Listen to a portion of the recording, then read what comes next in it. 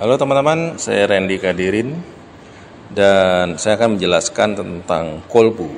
Ya, penjelasan kolbu dari sisi sains merupakan upaya untuk mencari korelasi antara konsep spiritual kolbu yang benar-benar sering diterjemahkan sebagai hati nurani, perasaan atau pusat kesadaran dengan organ fisik dalam tubuh khususnya jantung dan otak melalui ilmu pengetahuan modern.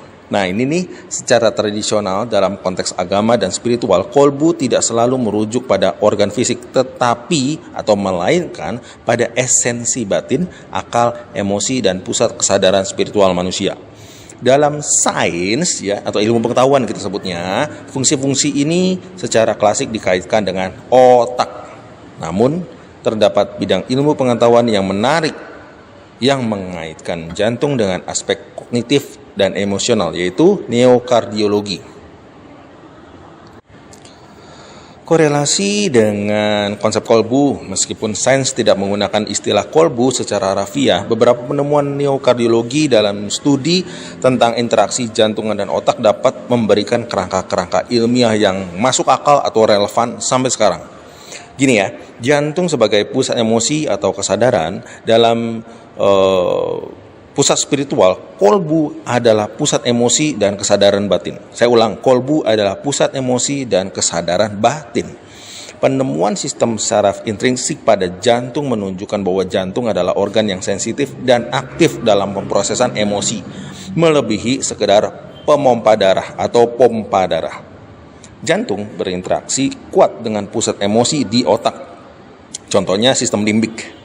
Nah, perubahan kepribadian setelah transplantasi ini ya, beberapa laporannya nih tentang pasien yang memang menerima transplantasi jantung mengalami perubahan kepribadian, selera atau ingatan yang mirip dengan donor mereka. Ya, biasanya ini meskipun hal ini masih kontroversial, terus belum sepenuhnya didukung oleh bukti klinis ya, tapi fenomena ini memicu spekulasi tentang potensi jantung untuk menyimpan semacam memori seluler atau informasi. Beberapa interpretasi kolbu merujuk pada akal atau pusat rasional.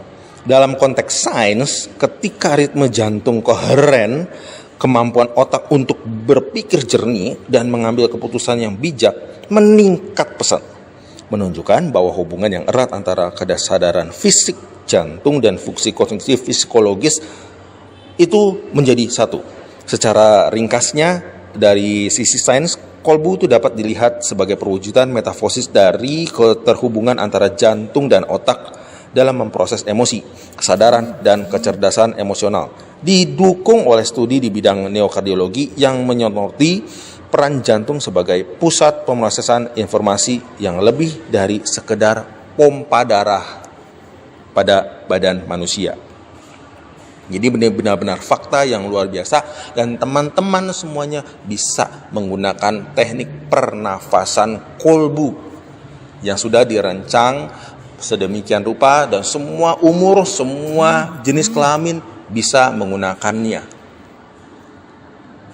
Mungkin secara singkat di akhir kata saya akan menyampaikan bahwa apapun yang Anda doakan, jika memang menyentuh kolbu, nyambung dengan kolbu, permintaan tersebut langsung terkabulkan secara langsung, dan itu kun fayakun buat teman-teman semuanya. Jadi penjelasan pertama yang di awal itu menjelaskan bahwa fakta ilmiahnya seperti ini, dan di dalam Al-Quran pun memang sudah tertulis bahwa hubungan kolbu dan Tuhan itu jadi satu. Nah, di dalam e-book pernafasan kolbu ini dijelaskan secara panjang, secara bagus, secara baik dan jelas buat teman-teman semuanya ya. Bisa menggunakan pernapasan ini, bisa mempraktekkan digunakan dimanapun, apapun keadaan teman-teman ya. Bahkan jika teman-teman suka untuk sholat subuh, bisa digunakan setelah sholat subuh, bisa menggunakan teknik pernapasan ini ya. Semoga ini bisa menjadi jalan keluar teman-teman, bagi teman-teman yang punya permintaan yang tidak terkabul. Mungkin inilah dia jodohnya, inilah jalan keluar yang luar biasa dari Gusti Allah kepada teman-teman di sini. Jadi, jika Anda ingin menyentuh Tuhan, bersalaman dengan Tuhan, bersentuhanlah dengan kolbu, berkenalanlah dengan kolbu, dengan nafasmu. Karena Tuhan, Gusti Allah, itu lebih dekat daripada urat nadi.